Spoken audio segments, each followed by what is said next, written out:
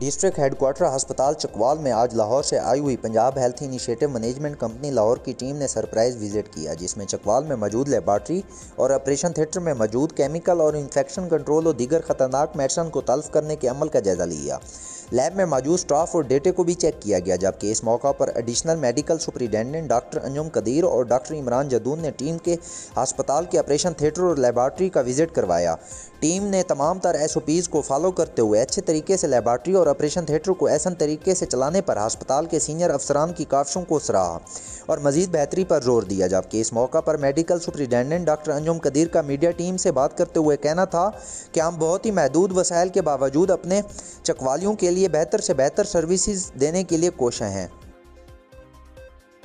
हैदराबाद में A section police की कार्रवाई, 3 मंशात सप्लायर्स गिरफ्तार। A सेक्शन पुलिस की मंशात सप्लायर्स और डीलर्स के खिलाफ कार्रवाइयों का सिलसिला तेज़ी से जारी। SHO इंस्पेक्टर मुनीर अहमद अब्बासी ने अपने दीगर स्टाफ के हमरा खुफिया इन्फॉर्मेशन पर कार्रवाइयाँ की। A सेक्शन पुलिस ने खुफिया इन्फॉर्मेशन पर कार्रवाई करते हुए शराब की बोतलों की सप्लाई नाकाम बना दी। 3 सप्लायर्स बनाम मोहम्मद जाहिद मलिक, मोहम्मद असलम मलिक और वकार और विक्की को गिरफ्तार कर लिया गया। गिरफ्तार मंशात सप्लायर्स के कब्जे से बरामदशुदा शराब की बोतलें पुलिस तहवील में ले ली गईं।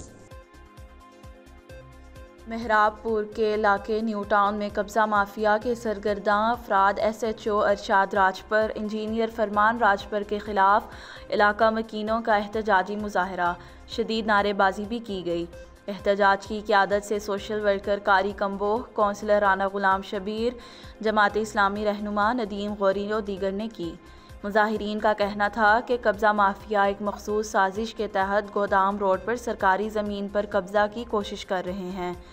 करोड़ों रुपए की जगह है जिस पर बाअसर अफराद की पुश्त पनाही से कब्ज़े की तैयारी है, लेकिन न्यू टाउन के शऊर याफ्ता लोग हैं जो किसी सूरत कब्ज़ा होने नहीं देंगे।